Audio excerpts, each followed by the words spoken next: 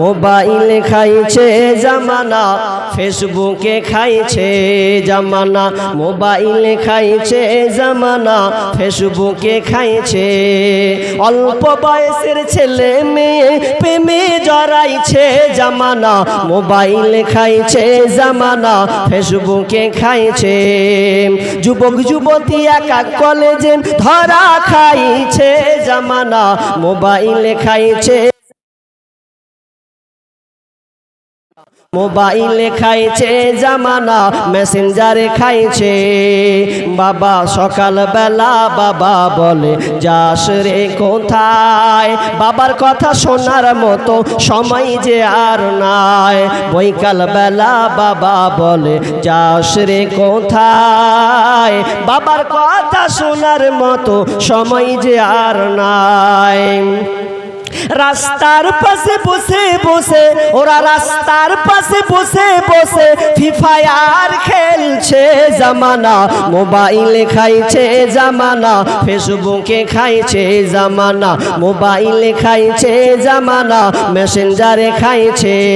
অল্প বয়সের ছেলে মেয়ে প্রেমে জড়াইছে জামানা। মোবাইলে খাইছে জামানা, ফেসবুকে খাইছে। বিবাহিতা মেয়ে যখন ফেসবুকে ঢোকে, হ্যান্ডসাম ছেলে দেখে সে তো প্রেমে পড়ে। বিবাহিতা মেয়ে যখন ফেসবুকে ঢোকে, হ্যান্ডসাম মেয়ে ছেলে দেখে সে তো প্রেমে পড়ে। আরে স্বামী সন্তান সব ছাড়িয়া, স্বামী সন্তান সব ছাড়িয়া নতুন প্রেমিককে চাইছে জামানা। মোবাইলে খাইছে জামানা, ফেসবুকে খাইছে। অল্প বয়সের ছেলে মেয়ে প্রেমে জড়াইছে জামানা। মোবাইলে খাইছে জামানা, ফেসবুকে খাইছে। রাতের বেলা একা একা ঘুম যে আসে না, মেসেঞ্জারে না পাইলে বন্ধু ভালো লাগে না। রাতের বেলা একা একা ঘুম যে আসে না, রাতের বেলায় না পাইলে বন্ধু ভালো লাগে না। তাই তো এখন মা বাবারা, তাই তো এখন মা বাবারা ভীষণ টেনশনে পড়েছে জামানা। মোবাইলে খাইছে জামানা, ফেসবুকে খাইছে জামানা। মোবাইলে খাইছে জামানা, ফেসবুকে খাইছে। অল্প বয়সের ছেলে মেয়ে প্রেমে জড়াইছে জামানা। মোবাইলে খাইছে জামানা, ফেসবুকে খাইছে জামানা। মোবাইলে খাইছে জামানা, মেসেঞ্জারে খাইছে। লজ্জা শরম নাই, অথচ হিন্দা একজন মুশরিক মেয়ে, এরপর পর পুরুষের সঙ্গে কোনোদিন কথা বলতো না। এরপর স্বামী তাকে সন্দেহ করছে। তখন তারা কাহিনের কাছে গিয়ে বলছেন, দেখেন জ্যোতিবাদ, দেখেন দেখেন জাদুকর, আমার স্ত্রী এই কাজ করেছে। দুই পক্ষর কথা শোনা হলো। এবার কাহিন জাদু চালাতে লাগলো। চালাতে চালাতে চালাতে চালাতে এক পর্যায়ে জাদুকর বলে উঠল, ও গো ফাকিয়া ইবনে মুগীরা, আপনার স্ত্রী হিন্দা সে কোনো পর পুরুষের আশ্রয় তার ছোঁয়া লাগেনি। তার মানে ও কিছু জানে না, ওর দ্বারা কোনো আকাম কাম হয়নি। তোমার বিবি যেটা বলছে এটাই সত্য, তার সঙ্গে কোনো সাক্ষাৎ হয়নি, কোনো সম্পর্ক হয়নি। যখন এই কথা বলা, তখন দুজনের মধ্যে হাসি চলে আসলো। হিন্দাও হাসছে, এদিকে তার স্বামীও হাসি পাচ্ছে। জায়গা আমারই ভুল ধারণা, কিন্তু জাদুকর দেখেন এখানে ব্যাটটাও লাগিয়ে দিলে। যদি জাদুটা একবার স্তব্ধ হয়ে যেত তাহলে খোলাসা।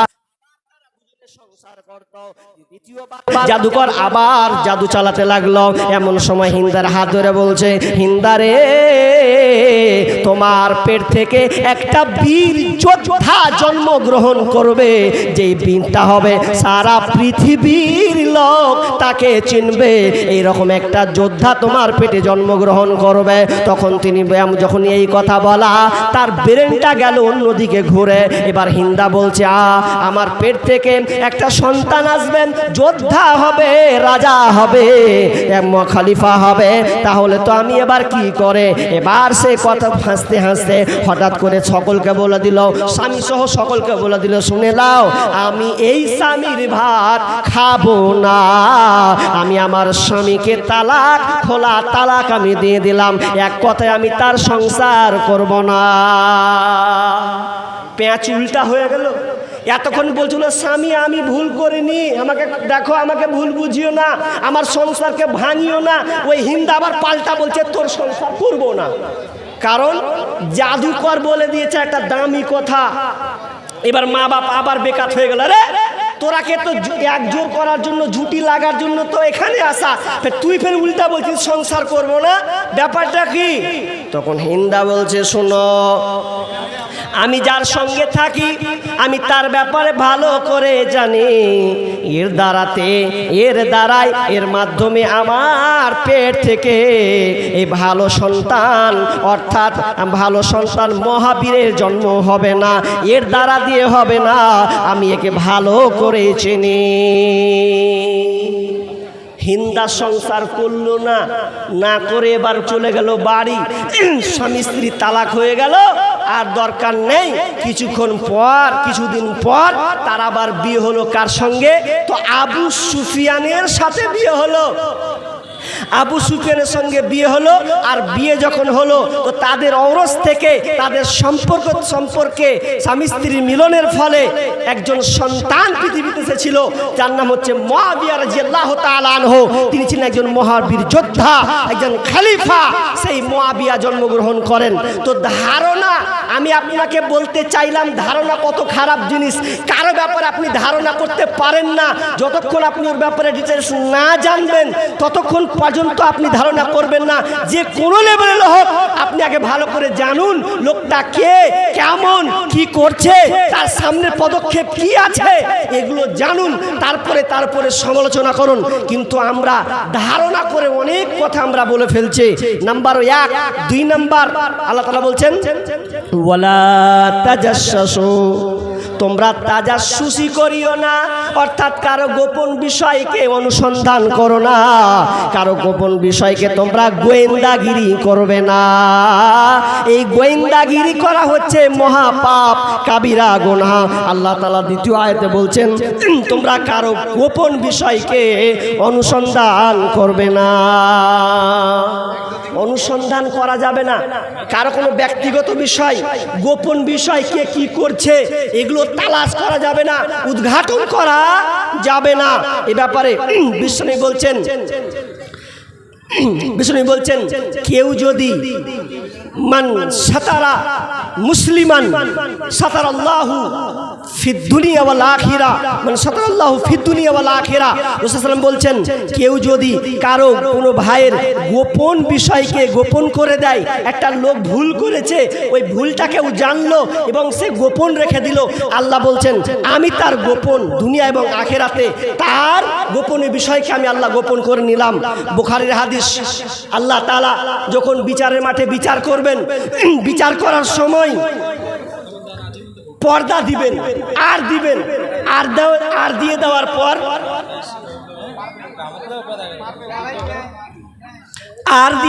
পর আল্লাহ বলবে এই তুমি এই পাপটা করেছিলে, দেখো তোমার পাপ, এখানে তোমার পাপ লেখা আছে, তুমি যে কোন কোন জায়গায় পাপ করেছো এই পাপটা লেখা আছে, আমি কিন্তু পাবলিক শো করিনি, আমি পর্দার আর দিয়ে দিয়েছি, এবার তুমি দেখো বান্দা তোমার পাপ তুমি এগুলো করেছো কিনা। তখন লোকটা বলবে আল্লাহ হ্যাঁ আমি এই পাপগুলো করেছি।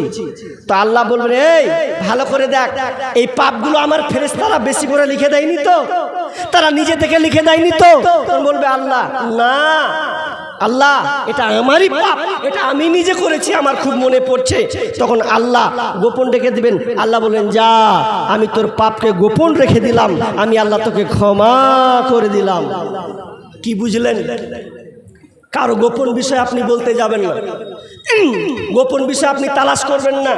কারো একটা মোবাইল ধরেন, এই মোবাইলটাতে লক আছে, এখন আপনি কি করছেন, লকটা খুলনা হয় একটু দেখবো কি আছে, তো দরকার কি লক লিখেছে কি করেছেন ওর ব্যক্তিগত ব্যাপার, আপনি এই বিষয়গুলো আপনি দেখতে পারেন না, এটা তার ব্যক্তিগত বিষয়। কিন্তু আমরা কি করি, মস্করা করি, ঠাট্টা করি। চলেন, ঠাট্টা আর কি করা কিন্তু এগুলো ভালো কাজ নয়। আল্লাহ তাআলা বলছেন তোমরা গোপন পাপ, গোপন কথা অনুসন্ধান করো না, উদ্ঘাটন করো না। রাসূলুল্লাহ সাল্লাল্লাহু আলাইহি ওয়াসাল্লাম আবু হুরায়রা রাদিয়াল্লাহু তাআলা বলছেন, রাসূলুল্লাহ সাল্লাল্লাহু আলাইহি ওয়াসাল্লাম বলেছেন কেউ যদি কোনো পাপ, আল্লাহ তাআলা বিষ্ণু বলছেন আমার সমস্ত উম্মাতকে মাফ করে দেওয়া হবে, ক্ষমা করে দেওয়া হবে, কিন্তু ওই ব্যক্তিকে ক্ষমা করা হবে না যেই লোক পাপ করলো, গোপনে পাপ করলো, কিন্তু গোপন পাপ করার পর আবার সকাল হতে গিয়ে আবার বন্ধুকে শেয়ার করে দিল, জানিস আমি অমুক জনাকে নিয়ে গেছিলাম, এই হয়েছে রে, খুব মজা দিয়ে দিলে। আল্লাহ বলবে, আল্লাহ বলছেন ওই লোকটাকে আমি আল্লাহ ক্ষমা করব না। ভাই বলতে চাচ্ছি যে এই গোপন পাপ কেউ যদি করে তাহলে আপনি গোপন রাখেন, তাহলে আল্লাহ আপনাকে ইহকালও সম্মান দেবেন, পরকালও আপনাকে সম্মান দেবেন। নাম্বার 3 নম্বর কথা কি, ওয়ালা ইয়াগতাব বা'দুকুম বা'দা আইয়ুহিব্বু আহাদুকুম আইয়াকুলা লাহমা আখি। আল্লাহ তাআলা বলছেন তোমরা এক অপরে গীবাত করিও না, এক অপরে গীবাত করিও না, এক অপরে তোমরা রটনা তোমরা করতে যেও না, পরনিন্দা করতে যেও না। এটা মহাপাপ, শুধু মহাপাপ নয়, বিষ্ণু আল্লাহ তাআলা বলছেন ওয়ালা তাজাসসু ওয়ালা ইয়াগতাব বা'দুকুম বা'দা আইয়ুহিব্বু আহাদুকুম আইয়াকুলা লাহমা আখিহি মাইতা। আল্লাহ বলছেন কেউ যদি কোনো ভাইয়ের গীবত করে, তার মানে শুনে নাও, আল্লাহ বলছেন তোমরা কি পছন্দ করো, তোমরা কি চাও, তোমরা কি পছন্দ করবে যে তোমার মৃত ভাইয়ের মাংস খেতে, তোমরা কি এটা পছন্দ করো? আল্লাহ বলছেন না। আল্লাহ বলছেন তোমরা কি পছন্দ করো? আল্লাহ বলছেন না, তোমরা এটা পছন্দ করবে না, তোমার মৃত ভাইয়ের মাংস তোমরা খাবে না। আল্লাহ বলছেন না, সেমনি ঠিকনি ভাবে তোমরা মৃত ভাইয়ের মাংস যেমন খাবেন না, কিন্তু তোমরা যদি কারো গীবাত করো, গীবাত করতে গিয়ে যে গীবাতটা করছো তার মানে তোমরা মৃত ভাইয়ের মাংস খাচ্ছ। আমি আগে একটা উদাহরণ দিয়েছিলাম, কারো রুচি, কেউ পোলট্রি খেতে ভালোবাসে, কেউ দেশি মুরগি খেতে ভালোবাসে, কেউ গরুর মাংস খেতে ভালোবাসে, ইত্যাদি ইত্যাদি, কিন্তু সবার রুচি একরকম নয়। কিন্তু যারা গীবত করে তাদের রুচি হয়ে গেছে কোথায়, যে তাদের মৃত ভাইয়ের মাংস খেতে তারা পছন্দ করে। এবার চলেন, গীবত কাকে বলা হয়, গীবতের চ্যাপ্টার আমি এবার চলে এসেছি। মাইক ভালো লাগে, গলা গেল, সব শেষ, সব শেষ গলা আজকে। তুমি বিল ইকো লাগাও না, গিয়ে বাবার গলা ইকো লাগাও। আগেই বলেছি সিস্টেম করা হয়নি, বক্স দিয়েছে ওখানে, দুই দিকে বক্স লাগবে, গলা বসে একাকার, কালকে কি করে প্রমাণ করবো আল্লাহ জানে। কি বলছিলাম, গীবত কাকে বলা হয়? 1 মিনিট ভালো করে শুনেন। আবু হুরায়রা রাদিয়াল্লাহু তাআলা বলছেন, আন আবি হুরায়রা আন্না রাসূলুল্লাহ সাল্লাল্লাহু আলাইহি ওয়াসাল্লাম, রাসূলুল্লাহ সাল্লাম বলছেন, আতাদুরুনা মাল গীবা। ও আমার সাহাবীরা, যা বলো তো গীবত কাকে বলা হয়, তোমরা কি জানো গীবত কাকে বলে? সাহাবীরা আবার বললেন, ক্বালুল্লাহু ওয়া রাসূলুহু আলাম, আল্লাহ এবং তার রাসূল ভালো জানেন গীবত কাকে বলা হয়, এটা আমরা জানি না। এবার বিষ্ণু বলছেন ক্বালা যিকরুকা খাকা বিমা ইয়াকরাহু, গীবত কে বলা হয় তুমি তোমার ভাইয়ের কোনো গোপন কথা, কোনো দোষ-ত্রুটির কথা তার অনুপস্থিতিতে বললে, আর ওই লোকটা যদি শুনতে পায় তাহলে সে কষ্ট পাবে, এরই নাম হচ্ছে গীবত। গীবত কাকে বলা হয়? যে একটা লোক তার অনুপস্থিতিতে আপনি কিছু বলে দিলেন। উদাহরণস্বরূপ, এটা কোন জায়গা, এই গ্রামটার নাম হচ্ছে কাউয়ামারি, তাই তো? কাউয়ামারিতে কয়েকটা ছেলে বিদেশ গেছে, বিদেশে কি করতে গেছে? খাটতে গেছে। সঙ্গে 5 জন গিয়েছিল, একজন রিটার্ন বাড়ি চলে এসেছে। এরা কিন্তু 1 মাস পর বাড়ি ঢুকছে। এরা 4 জন তখন চায়ের দোকানে বসে গল্প করছে। হ্যাঁ, এই তফিজুলকে দেখুন যে আমার সাথে গেছিল, এই ফের বাড়ি চলে এসছে, তাড়াতাড়ি বাড়ি চলে এসছে। ব্যাপার তো খারাপ। আর এগুলো আবার কেটে কুটা আছে, এগুলা কেটে গেছে, পড়ে গেছিল রে, এগুলো সব কেটে গেছে। তখন একজনে বলছে, তোরা জানিস না কি হয়েছে, খালি কেটে কেটে করছিস, কি হয়েছে? তফিজুল জানিস যে বাড়িতে কাজ করতো, তো ওই বাড়িতে একটা মেয়ে ছিল, তো মেয়ের সঙ্গে ফষ্টি নষ্টি করতে করতে করতে ধরা পড়ে গেছে। ধরা যখন পড়ে গেছে তো ওর বাইরে খুব ওকে জুত করে কেলানি দিয়েছে, মেয়েটার খেউ বাড়তে এসছে। তারা বলছে ঠিকই নাকি, এ আল্লাহ, তাহলে ওয়াইল লেগে ওরা হালাত করেছে। তার মানে মেয়ের পাল্লায় পরে ওরা আকাম করে বাড়ি চলেছে না। তো ভালো করে ফুচকর যা, কেউ জানে না, ওরা চারজনই জানে, কেউ জানে না। এটা গীবত, আপনি বলতে পারবেন না এটা গীবত, আপনার দ্বারা বলা শোভনীয় নয়। আপনি কেন ওই ভাইয়ের কথাটা বলতে গেলেন? ওই সে ভুল করে একটা ভুল করে দিয়েছে, আর আপনি টহলায় পাড়ায় পাড়ায় আপনি বলে বেড়াচ্ছেন। জি না, গীবত আমরা সবাই জড়িত আছি। আচ্ছা আপনারা বলেন, আপনাদের একটা উদাহরণ দিই, বাপ বেটা কি একসাথে মদ পান করে? আরে কথা বলেন, করে না? লজ্জা করবে, বাপের সামনে মদ পান করবো? যদি বাপ বেটাও যদি খায় তাও বাপকে দেখে ভয় করবে যে আব্বার সঙ্গে কি করে খাবো। এটা সম্ভব নয়। মেয়ে একটা ছেলের সঙ্গে কথা বলবে, বাপের সঙ্গে কথা বলতে পারবে না, তার ভয় আসবে। কিন্তু দুঃখের কথা, এগুলো ভয় যে এমন একটা পাপ যে বাপের সঙ্গে হয়, মায়ের সঙ্গে হয়, ভাইয়ের সঙ্গে হয়, চাচার সঙ্গে হয়। কি করে হয়? যেই ছেলেটা আব্বার সঙ্গে মদ পান করতে গেলে ভয় লাগে, খায় লুকিয়ে, বন্ধুদের সঙ্গে খায়, বাপের সঙ্গে খাবে না। কিন্তু এক টেবিলে বসে, মা এখানে বসে, আব্বা এখানে, ভাই এখানে, বোন এখানে, বোন বলছে জানিস উমুকের বেটি আজকে ধরা পড়ে গেছে। তবে ধরা পড়বে না, ওর বাপই তো ভালো লাগে। তখন ওর মা বলছে যে ওর বংশটাই খারাপ। এই করতে করতে করতে 14 গোষ্ঠীকে ধরে নিল ওরা। শয়তান বলছে দিয়ে দেন,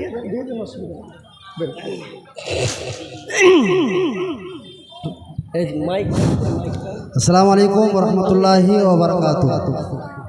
এখন তো পাশে অনেকে দাঁড়িয়ে থাকে যে বলতো যদি ভুল করে তো পাশ থেকে টুক করে বলে দেবো। তোকে বলছে তুমি সূরা ফাতিহাটা বলো তো। তো পাশে যে দাঁড়িয়ে আছে সে ভাবছে যে ই তো বলতে পারবে না, তো বলছে কহানাটা কহা, আলাদা সূরাটা কহা, এই করে না। তো আল্লাহ এখানে বলছেন যে ভালো কাজের প্রতিদান কি হতে পারে, মানে একটা প্রশ্ন আমাদের কাছে প্রশ্ন ছুড়ে দিচ্ছেন, ঠিক আছে? তারপরে পরে আল্লাহ বলছেন যে ভালো কাজ ছাড়া কি হতে পারে, ভালো ছাড়া কি হতে পারে, মানে দান ইহসান যেটাকে বলা হচ্ছে উপকার, এটাকে আল্লাহ এতটাই গুরুত্ব দিয়ে বলছেন যে উপকার যদি তুমি কারোর উপর করো, কারোর জন্য সাহায্য করো, এর অনেকগুলো মানে আছে, শুধু সাহায্য নাই। উপকার মানে শুধু অর্থ দিয়ে সাহায্য করা নয়, একটা লোককে ভালো পথের দিকে নিয়ে যাওয়াটা হচ্ছে একটা উপকার, এটা ইহসান। একটা লোককে ভালো পরামর্শ দেওয়াটা একটা ইহসান। রাস্তা দিয়ে হাঁটছেন, একটা রাস্তায় ঢিল বা কোনো কিছু পড়ে আছে, সেটাকে সরিয়ে দিলেন, এটাও একটা ভালো সমাজের জন্য উপকার। তো গরিবের বন্ধু যে কাজটা করছেন, বর্তমানে মানুষের পাশে থাকার চেষ্টা করছেন, মানুষের বিপদে আপদে যে কাজ করার চেষ্টা করছেন, এটা এর থেকে উত্তম কাজ কিছু হয় না। আপনাদেরকে বলবো যে আপনারা যারা আছেন, আমরা যারা আছি, আমাদের মনের মধ্যে এই জিনিসটা আমাদের রাখতে হবে। আমার কাছে টাকা না আছে দেখি, আমার কাছে তো আমার ব্রেন আছে, আল্লাহ আমাকে বিবেক দিয়েছেন, বুদ্ধি দিয়েছেন। আমার পাড়ার একটা ছেলে যদি মোবাইল নিয়ে সব 24 ঘন্টা ঘাটাঘাটি করে, যেটা মাওলানা সাহেব বলছিলেন একটু আগে, যে মোবাইল সোশ্যাল মিডিয়া এই দুনিয়াটা খেয়ে নিয়েছে, সমাজকে খেয়ে নিয়েছে, তো ছেলেটাকে বলবো বাবু তুমি মোবাইলটা এভাবে দেখিও না, তুই পড়াশোনা করো, সৎ এবং উপদেশ দেবো মানুষকে, একে অপরের সঙ্গে ভ্রাতৃত্ব বোধ দিয়ে কথা বলবো। এইরকম মানসিকতা নিয়ে আমরা সবাই চলি, তাহলে আমাদের সমাজটা সুন্দর এবং আরো সুন্দর হবে। যাই যারা আছেন মাওলানা সাহেবরা বলবেন, আপনাদের সামনে যতটুকু মনে বললাম, এর মধ্যে ভুল ত্রুটি হলো মাফ করবেন। বাকি গরিবের বন্ধু আছেন হয়তো কিছু বলবেন। Thank you.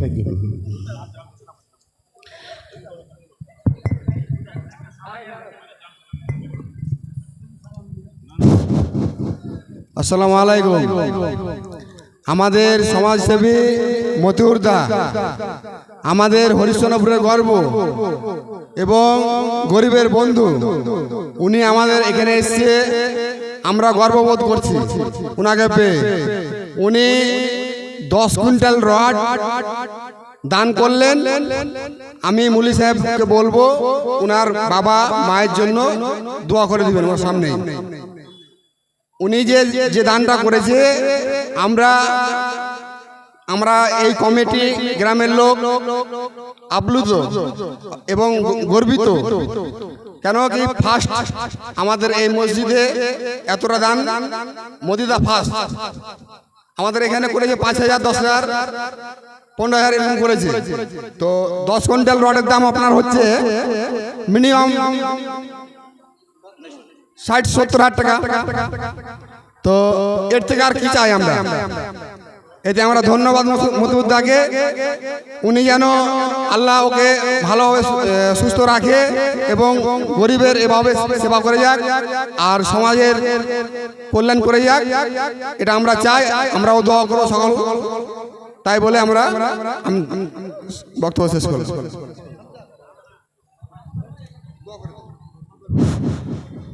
মৌলানা সাহেবকে অনুরোধ করবো যে তিনি আর বক্তব্য পুনরায় আবার স্টার্ট করুন।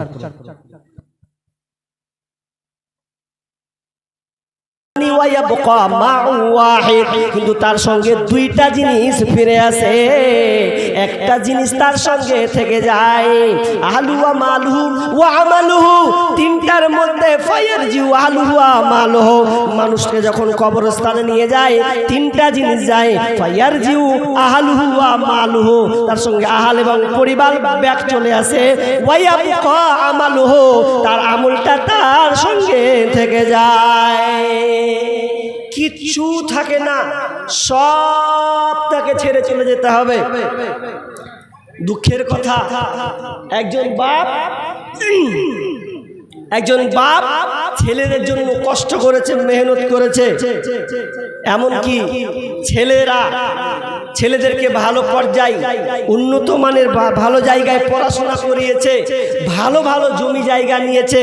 এবার জমি জায়গা যখন নিয়েছে তো বাপ যখন বৃদ্ধ বয়স, সুবহানাল্লাহ আলহামদুলিল্লাহ জপছে, আর নেই, বেশি দিন বাঁচবে না। তো ছেলেরা বলছে, হ্যাঁ রে আব্বা তো আর থাকবে না, মারা যাবে, তো এক কাজ করো, আব্বাকে কোথায় দাফন করব? আমরা তো পয়সাওয়ালা মানুষ, জমির আবদার আছে, তো এক কাজ করি, আব্বার অমুক জায়গাতে একটা জমি আছে, ওখানে আল্লাহ আব্বাকে দাফন করে দেব। ছোট ভাই বলছে, মাথা খারাপ, আমি ওই জায়গাটা কি করব? একটা ফ্যাক্টরি বসাবার জন্য আমি নিয়ত করেছি, আমার বাপকে ওখানে দাফন দেবো না, তোর জায়গা মেলে ভাগ করছে ওগুলো দেখা। বাপ কিন্তু কানে শুনছে, যা আমি মারা যাব তো আমার দাফনটা কোথা হবে? বেটারা কেউ নিতে চাই না। বেটারা বলছে এগুলো সব দামি দামি জায়গা, আব্বার দাফন এখানে হবে না, যেখানে মনে সেখানে দেখ, এখানে করবি না করবি। বাপ চুকরে টুকরে কাঁদছে, যাদের জন্য এত কিছু শ্রম করলাম, আর আমার মরার যে লাশটা আমার দাফন হবে কোন জায়গা হবে বেটারা দিতে চাইছে না। দেখেন, এটাই বাস্তব। আপনি সন্তান ছেলে মেয়ের জন্য এত কিছু পরিশ্রম করছেন, কিন্তু পরিশ্রম করার পরও আপনার সন্তানের আপনাকে ভালো চোখে দেখছে না, কিন্তু সেদিন আপনি আফসোস করবেন।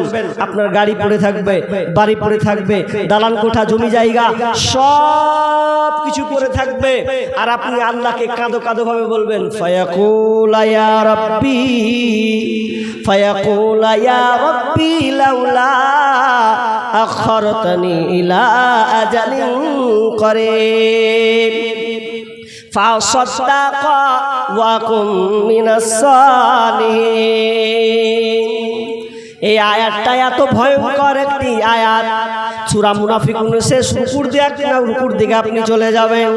এই আয়াতটা কত ভয়ঙ্কর বন্ধুরে, যদি আপনি তরজমাটা পড়েন তাহলে আপনার ব্রেন ব্রেনে আপনার ধাক্কা দেবে। কেমন ধাক্কা? আপনি 1 লাখ টাকার মালিক, 2 লাখ টাকার মালিক, 5 বিঘার মালিক, 5 কাঠার আপনি মালিক। যেদিনকে আপনি মারা যাবেন, মারা যাওয়ার সময় আপনি আফসোস করবেন আর আল্লাহকে বলবেন, ফায়াকুলা ইয়া রাব্বি, ফায়াকুলা ইয়া রাব্বি, ফায়াকুলু ইয়া রাব্বি, হে আমার রব, হে আমার আল্লাহ, তুমি আমাকে একটু সময় দাও, সময় দাও, আমার হায়াতটা ভিক্ষা চাই। কেন হায়াতটা ভিক্ষা চাইবে জানেন? জমি জায়গার জন্য নয়, বেটি বিয়ে দিবে এই জন্য নয়, এক জমি জায়গা ধান কার শেষ হবে এর জন্য নয়। আল্লাহকে বলবেন, ফাসাদাকা ওয়া কুম মিনাস সালিহিন। আল্লাহ তাআলাকে বলবেন, আল্লাহ আমি আপনার বেটি মেয়ে মুখ দেখতে চাই না, ফাসাদাকা ওয়া কুম মিনাস সালিহিন, আমি সাদকা করতে চাই, আমি ভালো লোকের অন্তর্ভুক্ত হতে চাই। আল্লাহ বলবেন ওয়ালা ইয়াখিরাল্লাহু নাফসান ইদা জাআ আজালুহা, আল্লাহ বলবেন কোশ্চিন কালেও নয় আর তোমাকে সময় দেওয়া হবে না। দুনিয়াতে অনেক সময় নিয়েছো, ছেলে মেয়েদের জন্য গাড়ি বাড়ি করেছো, নিজের জন্য কিছু করতে পারলেন না, সে নিজের জন্য সেদিন কাঁদবে, আল্লাহ আমি কি করলাম, আল্লাহ একটু আমাকে সময় দাও, একটু আমার হায়াত দাও, আমি দুনিয়াতে ভালো কাজ করব, নেকি করব, আমি দান করব। প্রথম কথা দানের কথা কেন বলবেন জানেন? মুফাসসিররা বলছেন এই আয়াতে যে দানের কথা এই জন্য বলা হবে যে দান খুব শর্টকাট জিনিস। কেমন? আপনি এখানে বসে আছেন, আপনার পকেটে 100 টাকা আছে, আপনার মন বলছে আহারে দিক 10 টাকা দিয়ে দেখি, মসজিদের জন্য 50 টাকা দিই, 100 টাকা আছে, 1 মিনিটও লাগবে না, হুট করে আপনি দিয়ে দিবেন। পারবেন কি পারবেন না? পারবেন। কিন্তু যদি আপনি নামাজ পড়েন কয় মিনিট লাগবে ভাই? মিনিমাম 4-5 মিনিট লাগবে কি লাগবে না? লাগবে। এই জন্য মুফাসসিরুন বলছেন যখন লোকটা মারা যাবে তো মরার সময় নামাজের কথা বলবে না, হজের কথা বলবে না, রোজার কথা বলবে না, আর অন্য আমলের কথা বলবে না, বলবে তো দানের কথাই বলবে যে আল্লাহ আমাকে একটু খালি দান করার সুযোগটা দাও, এটা আমি আপনার কাছে চাইছি আল্লাহ। আল্লাহ বলছেন খালাস, আর নয়, খুব সময় দিয়েছি, আমি জানি আল্লাহ তুমি দুনিয়ায় কি করবে, আর তোমাকে সময় দেওয়া হবে না। ভাই অতএব যারা বসে আছেন তো বলবো, আমার গলা যেহেতু ভাঙতেও লেগেছে এই জন্য আমি আপনাদেরকে বলবো যে মসজিদের জন্য যে জালসা আমি জানি কালেকশন খুব একটা ভালো হয়নি, এই জন্য আল্লাহর হস্তে যারা বসে আছেন, যারা নিয়ত করেছেন বাড়ি থেকে যে কিছু না হলেও দিব, আল্লাহর বান্দা বলেন আমি তাদের জন্য দোয়া করব। আপনি জয় টাকাই দেন, আপনার যতটুকু সামর্থ্য আছে। ভাই আপনি মাসে একটা মোবাইল রিচার্জ করেন, মোবাইল রিচার্জ করতে গেলে 300 টাকা 350 টাকা রিচার্জ করতে হয়, তো আপনি অন্তত যারা অন্তত খেটে খাওয়া মানুষ পারেন না তাদেরকে অন্তত বলবো আপনি একটা রিচার্জের পয়সাও একটা আপনি দিয়ে যান, 300 টাকা 350 500, কেউ 5000 10,000, যারা দাতা আছেন দিতে পারবেন আল্লাহর রাস্তে বলুন ভাই আসেন, বলেন সিমেন্ট গুলো লিখাতে পারেন যে আমি সিমেন্ট দিব 2 বস্তা 1 বস্তা। দেখেন এই দানটাই আপনার থেকে যাবে। মনে রাখবেন আপনি মরে যাবেন, ইজা মাতাল ইনসানু ইনকাতা আনহু আমালুহু ইল্লা মিন সালাসা, বলছেন মানুষ যখন মরে যায় সমস্ত আমল বন্ধ হয়ে যায়, কিন্তু 3টা আমল জারি থাকে, 3টা আমল এটা কোনোদিন বিলুপ্ত হবে না। তার মধ্যে একটা হচ্ছে সাদকায়ে জারিয়া। সাদকা আপনি নিজের হাতে দান করে যান, দেখেন দুনিয়াতে সব করে যাবে। আপনি যেমন উলঙ্গ হয়ে এসেছিলেন, আল্লাহ আপনাকে দিয়েছেন ধন সম্পদ টাকা পয়সা, আপনি যখন আবার মারা যাবেন কবরে যখন আপনাকে কবরস্থ করা হবে, দাফন করা হবে, আপনার সাদা কাফন ছাড়া কিছুই থাকবে না। যেই মোবাইলটা নিয়ে আপনি দিনমান ব্যস্ত থাকেন সেই মোবাইল আপনার হাতে যাবে না, যে হাত ঘড়ি নিয়ে আপনি ব্যস্ত থাকেন এই হাত ঘড়িও আপনার কাছ থেকে ছিনিয়ে না হবে, কিছুই থাকবে না। অতএব দানটাই আপনার সঙ্গে থাকবে, দানটাই আপনার বন্ধু হয়ে দাঁড়াবে। অতএব আল্লাহর রাস্তে যারা বসে আছেন, যারা শুনছেন, আল্লাহর রাস্তে বলেন আমি 500 টাকা, আমি 1000 টাকা আমি আল্লাহর রাস্তে দিয়ে গেলাম। হতে পারে আপনার এটাই শেষ দান। বলেন ভাই কে আছে বলেন? জি, আরে না আছে আপনি বলুন যে আমার কাছে নেই। সাহেব লিখেন ইনশাআল্লাহ এই পরের মাস দিব, 2 মাস পরও দিব, কাজ হবে তখন দিব। আপনি বলেন যে আমি দিলাম 1000 টাকা 2000 টাকা, নেকুন আল্লাহর বান্দা। ভাই নেই, মায়ের জন্য দিবেন, আব্বার জন্য দিবেন, বলেন সন্তানের জন্য দিবেন। সন্তান অসুস্থ আছে, আপনি অনেক ডাক্তার দেখাচ্ছেন, হাজার হাজার লাখ টাকা ঢেলে দিয়েছেন, ভালো হচ্ছে না, আপনি বিশ্বাস করুন অনেক টাকা আপনি খরচ করেছেন, আপনি আজকে অন্তত সে নিয়াত করে বলুন যে আমি টাকা অনেক হয়েছে, আমি আল্লাহর রাস্তায় আমার সন্তানের জন্য কিছু দিলাম। বলেন ভাই কে আছেন? জি, আল্লাহর রাস্তায় বলেন কেউ আছেন? 5000 টাকা দেনেওয়ালা নেই? বলেন। আরেকজন বাপজি দিয়েছেন 200 টাকা। আল্লাহুম্মা সাল্লি আলাইহি আল্লাহুম্মা বারিক লা হায়াকাল্লাহ বারাকাল্লাহ। আল্লাহ তুমি হ্যাঁ। আচ্ছা, মেয়েদের প্যান্ডেলে গেল। আমার মা বোনেরা আপনাদের কাছে জি 50 কিলো ধান, 25 কিলো বাপজি, 25 কিলো ধান কে লিখছেন গো? কেউ লিখেন, কেউ লিখতে জানেন না। 25 কিলো ধান। আচ্ছা, এই বাপজি এই বাম হাতের দিকে একটু অসুবিধা, এই জন্য তিনি সাদকা দান করেছেন এই মসজিদের জন্য 25 কিলো ধান। রব্বানা যালামনা আনফুসানা ওয়া ইল্লাম তাগফির লানা ওয়া তারহামনা লানাকুনান্না মিনাল খাসিরিন। রব্বুল আলামিন একজন বাপজি এসে 25 কিলো ধান দিয়েছেন। আল্লাহ দুয়ার আরজি চেয়েছেন। আল্লাহ তিনি তার বাম হাতের দিকে, আল্লাহ তিনি তার কষ্ট পাচ্ছেন, আল্লাহ অনেক ব্যথা। রব্বুল আলামিন বড় ডাক্তার, বড় সার্জেন, আল্লাহ তুমি তার ওকে তুমি ভালো করে দাও। আজিবিল বাস রব্বান নাস ওয়াসফান্তা সাফিলা সিফা ইল্লা সিফাউকা সিফা লা ইগাদু সাকামা আমিন সুম্মা আমিন। আরেকজন বাপজি দিয়েছেন 300 টাকা। যে উদ্দেশ্যে দিয়ে আশা পূর্ণ করে দাও, বালা মুসিবত দূর করে দাও, রোজগারে বরকত দাও, আমিন সুম্মা আমিন। তুই প্রাণ ভরে কার প্রভুর রাহে মুক্ত হস্তে দান, তুই প্রাণ ভরে কার প্রভুর রাহে মুক্ত হস্তে দান। এই দান হবে তোর রক্ষা কবচ, এই দান হবে তোর রক্ষা কবচ, পাইবে পরিত্রাণ। প্রাণ ভরে কার প্রভুর রাহে মুক্ত হস্তে দান, প্রাণ ভরে কর প্রভুর রাহে মুক্ত হস্তে দান। এই দান হবে তোর রক্ষা কবচ, এই দান হবে তোর রক্ষা কবচ, পাইবি রে নাজাত। প্রাণ ভরে কর প্রভুর রাহে মুক্ত হস্তে দান। আরেকজন ছোট বোন এসে 250 টাকা দিয়েছেন। আরেকজন বাপজি দিয়েছেন 1 2 3 4 500 টাকা আছে মনে হয়, 400 টাকা আছেন। আল্লাহুম্মা সাল্লি আলাইহি আল্লাহুম্মা বারিক লা হায়াকাল্লাহ বারাকাল্লাহ। আল্লাহ একে একে দান করছেন, কেউ 200 400 500 250 টাকা দান করছেন। আল্লাহ কি উদ্দেশ্যে জানি না, আল্লাহ তুমি রব্বুল আলামিন আলিমুল গায়েব, আল্লাহ তুমি গায়েবের খবর রাখো। আল্লাহ যে উদ্দেশ্যে আশা পূর্ণ করে দাও, বালা মুসিবত দূর করে দাও, রোজগারে বরকত দাও, ধান খেতে বরকত দাও, ব্যবসা বাণিজ্যে উন্নতি দাও। আল্লাহ যতদিন থাকবে আল্লাহ তুমি তাদেরকে সহি সালামতে রাখিও, আমিন সুম্মা আমিন। মা বোন, আপনাদের কাছে লোক গিয়েছে, তো আপনারা চাদরে যে পারবেন দিবেন, আপনারাও মাহরুম হয়েন না, আপনারাও এই দানে অংশীদার গ্রহণ করুন। আর একজন ভাই এখানে এসে 100 টাকা দিয়েছেন। আল্লাহ তুমি দানকে কবুল করে নাও, যে দুঃস্থিতি আশা পূর্ণ করে দাও। ধাওয়া পাড়া ধাওয়া তো লেখছেটাকে উনি বাদ পড়েছে, আমি তো কহে দেবো কিন্তু লেখাতে বাদ পড়েছে। ভাই কে লিখছে গো? আসেন, কয় কিলো? 15 কিলো। 15 কিলো ধান দিয়েছেন। তো ভাই একজন এখানে আসেন, কেউ লিখেন, আল্লাহর রাস্তায় একটু কেউ লিখার দায়িত্ব নেন। সবই গোলমাল করে দিল আজকে। আল্লাহুম্মা সাল্লি আলাইহি আল্লাহুম্মা বারিক আলাইহি। আল্লাহ একজন 15 কিলো ধান দিয়েছেন। আল্লাহ তুমি ধান খেতে বরকত দাও।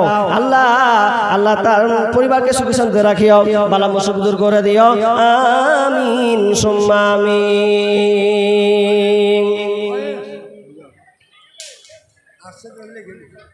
যেতে হবে খালি হাতে, যেতে হবে খালি হাতে, সঙ্গে কিছুই যাবে না। 3.5 হাত জায়গা পাবে না রে ঠিকানা।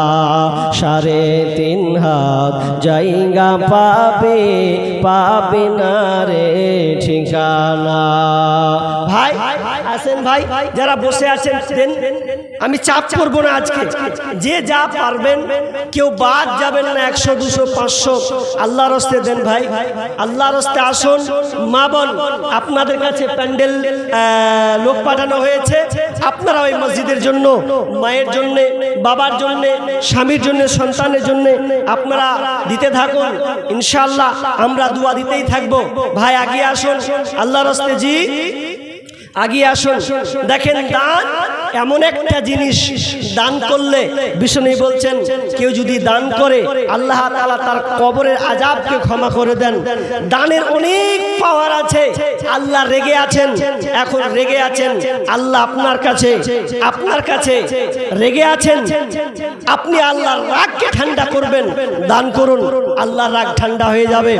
আপনাকে যে আল্লাহ ধন সম্পদ দিয়েছেন, টাকা পয়সা দিয়েছেন, এগুলো পরীক্ষা করার জন্য আল্লাহ তাআলা বলছেন আল মাল ওয়াল বানুনা জিনাতুল হায়াতিদ দুনিয়া। আল্লাহ বলছেন আমি তোমাকে ধন সম্পদ, ছেলে সন্তান দিয়েছি এটা পরীক্ষা করার জন্য। আল্লাহ বলছেন আমি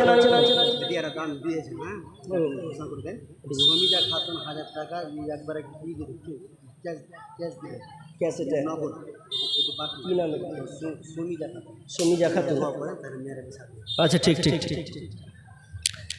তো এখানে খাতায় অনেক নামগুলো আছে। 1 নাম্বার আবুল হোসেন ও আজাদ আলী, তারা দুজন মিলে এটি দিয়েছে মনে হয় 1500 ইট নাকি 1500 ইট। আজাদ আলী মালা ভাটা 1000 ইট দিয়েছেন। শাকির হোসেন রাজা ভাটা 1500 ইট দিয়েছেন। নাসির আলী বিরলা ভাটা 1500 ইট দিয়েছেন। তারিক আলী, এটা সান ভাটা নাকি, এগুলো নাম বলছি, 1000 ইট দিয়েছেন। মালিক আলী মুন ভাটা নাকি, মুন ভাটা 1000 ইট দিয়েছেন। আয়েশা কিটা আয়েস আলী, হ্যাঁ ভাটা লেখা নেই,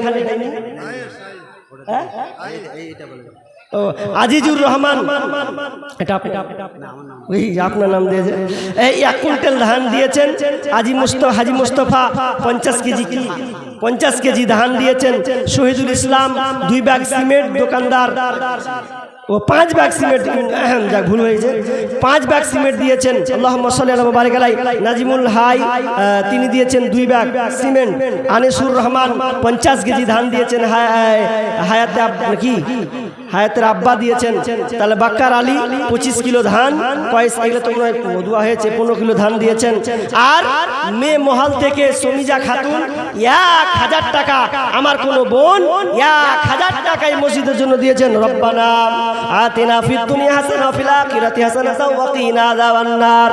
রব্বুল আলামিন এক এক করে অনেক এখানকার ভাটাওয়ালারা আল্লাহ কেউ 1000 কেউ 1500 করে ইট ব্যবহার দিয়েছেন মসজিদের জন্য।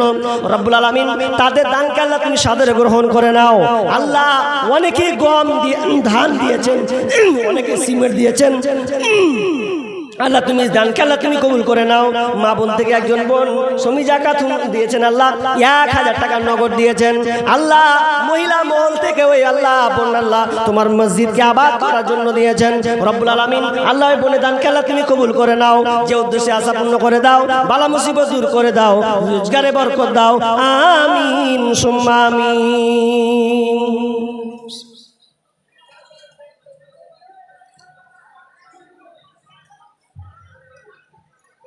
মা বোন আপনারা আগে আসুন। একটা বোনকে দেখলাম 1000 টাকা দিয়েছেন। অনেকের স্বামী নাই, স্বামী মারা গিয়েছে, বলুন কে আছেন স্বামীর জন্য 1000 টাকা কিংবা 500 টাকা দিবেন। দেখেন আব্বা মা দুনিয়া ছেড়ে চলে গেছেন, যারা আপনার পানে চেয়ে আছে কখন আমার সন্তানেরা এই উন্নতি কল্পের জালসার এই মাহফিলে দান করবে। আসুন আল্লাহর রাস্তে। কোন মা আছেন যে আপনি আপনার বোন আছেন যে স্বামীর জন্য দিবেন, স্বামী নেই। আমরা মনে করি যে স্বামী নাই মানে তার কোনো কিছু অভাব নেই। জি না, আব্বা মা না থাকলে যেমন সে অনাথ, কোনো মেয়ে যদি স্বামী মারা যায়, কোনো বোনের যদি স্বামী মারা যায়, সেই এক প্রকার অনাথ। কারণ স্বামী না থাকলে ওই সংসারটা উজ্জ্বল হয় না। এই জন্য কই বলছেন আকাশ হতে নাই রে চন্দ্র, কি করিবে তারা, যে নারীর স্বামী নাই রে দুনিয়া বন্ধহারা। ও স্বামী ধন প্রাণ বাঁচে না তোমার শরণে, ও স্বামী ধন প্রাণ বাঁচে না তোমার স্মরণে। আকাশ হতে নাই রে চন্দ্র, কি করিবে তারা, যে নারীর স্বামী নাই রে দুনিয়া অন্ধকারা। ও স্বামী ধন প্রাণ বাঁচে না তোমার স্মরণে। ও স্বামী ধন প্রাণ বাঁচে না তোমার স্মরণে। আসেন দান করুন, দান খুব মহামূল্য জিনিস। আমরা কতই বা দান করে, দান দিতে আমাদের উদাসীনতা বেরিয়ে আসে। কিন্তু ডাক্তারখানা গেলে টাকাকে আমরা টাকা মনে করি না, হাজার লাখ টাকা দিতে আমরা দ্বিধাবোধ করি না। আরেকজন দিয়েছেন 500 টাকা। আল্লাহুম্মা সাল্লি আলাইহি আল্লাহুম্মা বারিক লানা বারাকাল্লাহ। আল্লাহ তুমি দান আল্লাহ তুমি কবুল করে নাও, যে উদ্দেশ্য আশা পূর্ণ করে দাও, বালা মুসিবত দূর করে দাও। আমিন সুম্মা আমিন। সাহাবীদের মধ্যে একজন খলিফা ছিলেন, যার নাম হচ্ছে উসমান গনি। গনি মানে পয়সাওয়ালা, বড়লোক, কোটিপতি গনি। তিনি অনেক, আল্লাহ তাকে ধন সম্পদ। হ্যাঁ, ও আনিসুর রহমান, উনার নাতি মারা গেছে। আনিসুর রহমান নাতির মারা গেছেন এবং 1000 টাকা দিয়েছেন, ও 50 দিয়েছিল। আল্লাহুম্মা সাল্লি আলাইহি আল্লাহুম্মা বারিক লানা বারাকাল্লাহ। আল্লাহ তুমি দান আল্লাহ তুমি কবুল করে নাও, যে উদ্দেশ্যে যে আশা পূর্ণ করে দাও। আল্লাহ শুনলাম কানে তার নাতি, আল্লাহ তার নাতির জন্য দিয়েছেন। আল্লাহ তোমার নাতিকে তুমি ক্ষমা করে দাও। আল্লাহ তার পরিবারের সুখ শান্তি রাখিও, ধৈর্য রাখার তৌফিক দান দিও। আমিন সুম্মা আমিন। উসমান রাদিয়াল্লাহু তাআলা আনহু, কি নাম? ফজলুর রহমানের মেয়ে একটা ক্যাথা দিয়েছে। আল্লাহুম্মা সাল্লি আলাইহা আল্লাহুম্মা বারিক আলাইহা। আল্লাহ মেয়ে মহল থেকে একজন আমার বোন, তিনি দিয়েছেন একটা ক্যাথা দিয়েছেন। আল্লাহুম্মা সাল্লি আলাইহা আল্লাহুম্মা বারিক আলাইহা। আল্লাহ তুমি দান আল্লাহ তুমি কবুল করে নাও, যে উদ্দেশ্যে দিয়েছে আশা পূর্ণ করে দাও, বালা মুসিবত দূর করে দাও, রোজগারে বরকত দাও। আমিন সুম্মা আমিন। ভাই আসেন, জি আমরা কিছুক্ষণ পরে আমরা বক্তা নিয়ে চলে আসব। আপনারা যা দেওয়ার চট করে আল্লাহর হস্তে আপনারা দেন। আমরা ইনশাআল্লাহ প্রধান আলোচক যিনি যারা খান খায়, আপনারা বসে আছেন, তিনি অবশ্যই চলে এসেছেন। সময় হয়ে গেলে তিনাকে হাজির করা হবে। আপনারা তার থেকে মহামূল্যবান আলোচনা শুনবেন। আমার আজকে টপিক আলোচ্য বিষয় ছিল পুরো গীবাদের উপরে, কিন্তু দুর্ভাগ্য যে আমি আলোচনাটা করতে পেলাম না। এই পরিস্থিতির অনুকূলে থেকে পরিস্থিতি একটু অন্যরকম হয়ে গেছিল বিধায়। তো যাই হোক ভাই, আপনারা দান দেন বা না দেন, কিন্তু দানের ব্যাপারে আপনাদেরকে কিছু জ্ঞান আপনাকে রাখতে হবে।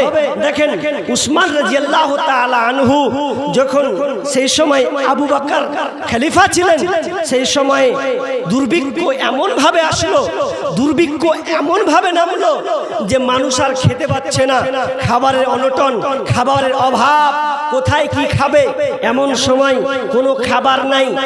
আবু বকর রাদিয়াল্লাহু তাআলা আনহু তিনি কি করবেন, আমিরুল মুমিনিন তিনি কি করবেন খুঁজে পাচ্ছেন না। এমন সময় বিদেশ থেকে মাল মদিনার মধ্যে আসছে, প্রায় গম, উটের পিঠে গম, প্রায় 1000 মণ গম উটের উপরে আসছেন, নিয়ে আসছেন, মদিনার দিকে ঢুকছেন। তিনি মার্কেটে ঢুকাবেন, বিক্রি করবেন। তো বিক্রি যখন করবেন, তো বিক্রি করার সময় পাইকারেরা আসছে, আর যখন গমকে যখন উদাম করা হচ্ছে, সবাই হাত দিচ্ছে, বলছে এটা কত দিবেন? 50% লাভ আপনাকে দিব, আল্লাহ এটা বিক্রি করুন। বলছে না, আমি এটা বিক্রি করব না, আরো চড়া দামে বেশি দামে বিক্রি করব। কে বলছেন আমি পুরো 100% দিয়ে দিলাম আপনাকে, বলছে তাও বিক্রি করব না, বিক্রি করতে চাচ্ছে না। এক পর্যায়ে উসমান গনি রাদিয়াল্লাহু তাআলা আনহু বলছেন আমি এই গম বিক্রি করে দিয়েছি। পাইকারির মাথা খারাপ, আমার কে মতন পাকা পাইকারি ফের কে আছে, কে লাওয়ার মতন আছে যে লিয়ে নেবে গম করে? কার সাহস আছে? কে নিল? কোন লোকটা নিয়েছে? কত দামে? তো উসমান রাদিয়াল্লাহু তাআলা আনহু বলছেন আমি কোনো পাইকারির কাছে বিক্রি করি নাই। এই যে 1000 মন 1000 মন ধান প্রায় আনুমানিক দাম দাঁড়াবে সেই সময় প্রায় আপনি 400 কোটি টাকা।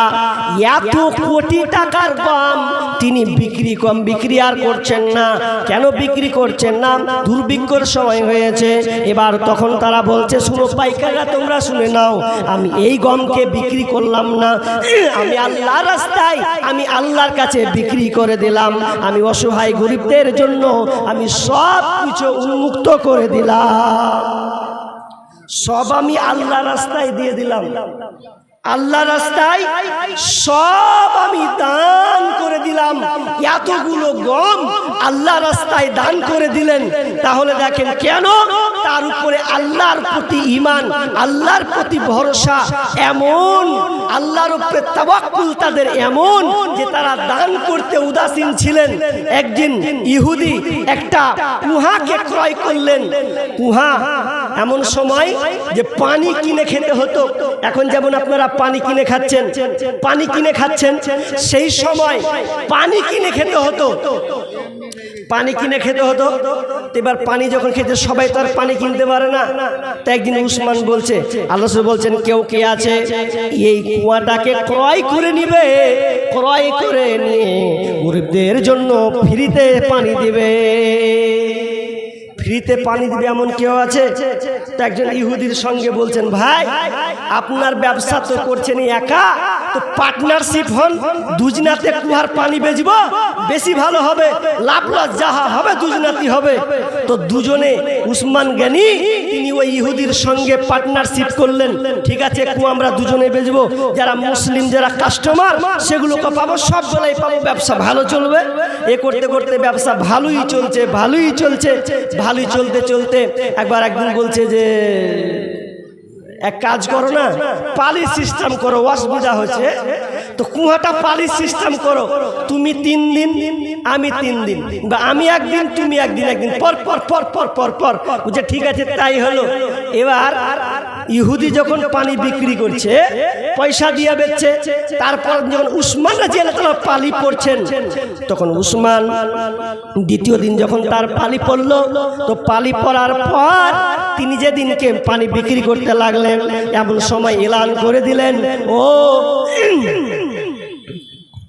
কুরাইশ বংশরা তোমরা শোনো, তোমাদের জন্য আমি আজকে পানিকে উন্মুক্ত করে দিলাম, এই পানিকে ফ্রি করে দিলাম, পয়সা লাগবে না, যে যা পারবে উঠিয়ে তোমরা নিয়ে যাও। তৃতীয় দিন ইহুদির পানি পড়ছে, তো কেউ পানি নিতে আসে না। আরে দ্বিতীয় দিন ফ্রি পেয়েছে, তারপর দিনকে পয়সা নিয়ে নিতে আসবে?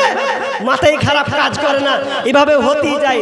ইহুদি বলছে, ভাই উসমান, আমি আর এই ব্যবসা করব না, কারণ আমি আর এই কাস্টমার কিন্তু আর পাই না, এই ব্যবসা আমি আর শরীক হব না। বলছে উসমানকে বলছেন, ভাই তুমি পুরো কুয়াটাকে ক্রয় করে নাও, একাই তুমি ব্যবসা করো। উমর রাদিয়াল্লাহু তাআলা আনহু সম্পূর্ণ কুয়াটাকে তিনি নিয়ে নিলেন। নিয়ে নেওয়ার পর গোটা এলাকাবাসীকে বলে দিলেন, ওই এলাকাবাসী তোমরা শোনো, আমি এই কুয়াটাকে ক্রয় করে নিয়েছি, আর এই কুয়াটার আমি সম্পূর্ণ আমি আল্লাহ রাস্তায় ওয়াকফ করে দিলাম, গরিবরা তোমরা আসবে আর ফিরি তোমরা পানি নিয়ে যাবে। কত পয়সাওয়ালা, কত আল্লাহকে দান করেছেন, তা ঢেলে দিয়েছেন। কিন্তু ভাই আশ্চর্য কথা, আমরা কিন্তু দান করতে গিয়ে মানুষটাই ভুগি, মনে হয় কি করব, দিব কি দিব না, এইরকম ইয়াকিন নয়। আপনি দেন, আল্লাহ আপনাকে দেবে। কারণ বেলালকে আল্লাহ রাসূল বলছেন, বেলাল তুমি অসহায় জানি গরিব, কিন্তু বেলাল তুমি আল্লাহকে দাও, আল্লাহ তোমাকে দেবে। আর একজন ভাই দিয়েছেন কত, 200 টাকা দিয়েছেন। আল্লাহুম্মা সাল্লি আলাইহি, আল্লাহুম্মা বারিক লাহা বারাকাল্লাহ। আল্লাহ তুমি দানকে আল্লাহ তুমি কবুল করে নাও, বালা মুসিবত দূর করে দাও, রোজগারে বরকত দাও। আল্লাহ যে উদ্দেশ্যে দিয়েছে, আল্লাহ তুমি দানকে কবুল করে নাও, আমিন সুম্মা আমিন। ভাই আপনারা শুনছেন দানের কথা, কারণ দান খুব দামি একটা আমল, এটা সব সময় পাওয়া যায় না, সব সময় আপনি পাবেন না। এমন সময় হবে আপনার কাছে এখন লাখ টাকা আছে, আপনার কাছে 5,000 10,000 আছে, আপনি মনে করছেন না দিব, অসুবিধা নেই। কিন্তু মনে রাখবেন যখন আপনি বয়স হবে, তো বয়স যখন আপনার যাবে, তো বয়সকালে আপন সময় হবে যে আপনার কাছে আর কোনো টাকা থাকবে না। একটা কথা আছে না, থাকতে গরু বাইনা হাল, তার দুঃখ সর্বনাশ। হালাতটা আপনার ওই রকম হবে। আপনি এখন ইয়ং বয়স, যুবক বয়স, আল্লাহ আপনাকে সম্পদ দিয়েছে, আপনি দান যখন মন তখন করতে পারবেন। একটা কথা আছে, ড্রাইভারের হাতে হ্যান্ডেল